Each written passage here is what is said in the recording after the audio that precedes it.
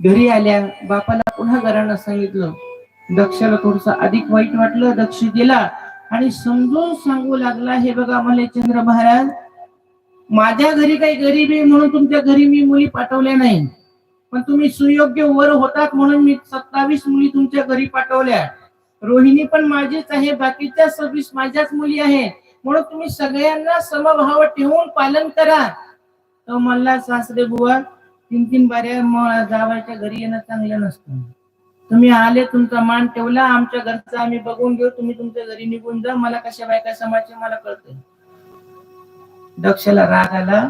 दक्ष म्हणला, समजून सांगायला लागलो, प्रपंचाचा अनुभव नाही म्हणून तुला 2 गोष्टी अनुभवाच्या सांगायला लागलो, तर माझं ऐकत नाही. आणि संसारामध्ये अनुभव महत्वाचा असतो, ज्ञान महत्वाचं नसतं. तुम्ही किती ज्ञानी याला महत्व नाही, तुम्ही किती संसार चांगला करता याला महत्व आहे. तुम्हाला किती संसारातल्या सगळ्या लोकांचे मन सांभाळता येतात याला महत्व असतं.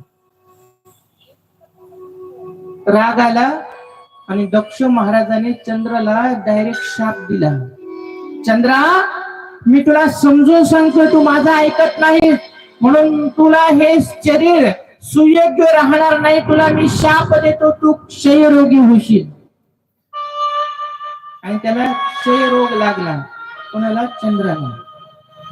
शरीरामध्ये दुःखाने जन्म घेतला आणि दुःखी शरीर घेऊन सैरा बैरा करू लागला. आता ह्या शरीरातला रोग बरा करायचा कोणाच्या कृपेनं होईल? ब्रह्मदेवाकडे गेला. ब्रह्मदेवाने सांगितलं, तुझा कोणताच देव क्षयरोग नीट करू शकत नाही. तुला रोगातून मुक्ती जर का पाहिजे असेल तर तू भगवान शंकराची आराधना कर. भगवान शंकराचं त्या ठिकाणी नामस्मरण कर, तर तुझा रोग बरा होईल. आणि तो चंद्र मृत्यू लोकामध्ये आला, चंद्रलोक सोडून, आणि सौराष्ट्र प्रांतामध्ये गेला. तिथं सगळं जंगलच होतं, सौराष्ट्र जंगल. समुद्राच्या तीरावर त्याने सुंदर असं मातीचं शिवलिंग तयार केलं आणि समुद्राचं पाणी अर्पण करून नित्य महादेवाची पूजा करू लागले. आणि त्याने 6 महिने महादेवाचं भजन केलं. किती महिने? 6 महिने. फलाहार घेऊन, ओम नमः शिवाय मंत्र धारण करून 6 महिने त्याने महादेवाची भक्ती केली. आणि 6 महिने पूर्ण झाल्यावर महादेवाने त्याला दर्शन दिलं. कुणाला? इंद्राला, त्या चंद्राला.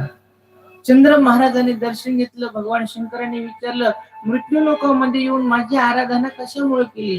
त्याने सांगितलं, महाराज, मला दक्षाने शाप दिलेला आहे, क्षयरोग झालाय.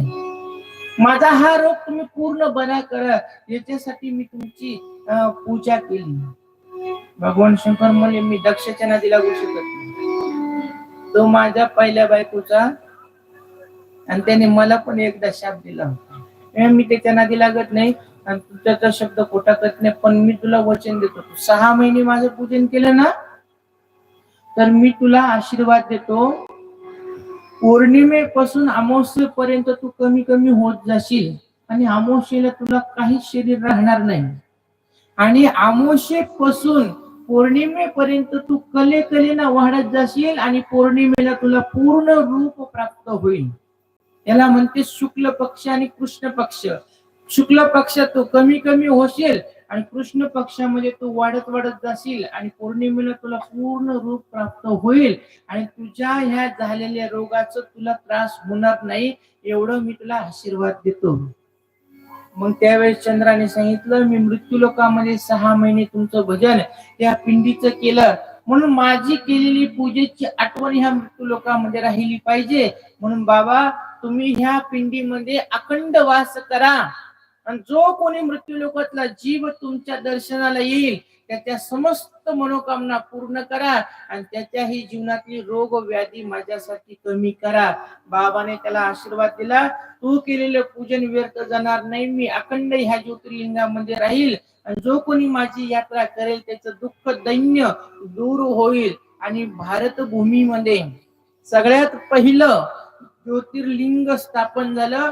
बोली सोमनाथ भगवान की. सौराष्ट्र सोमनाथ.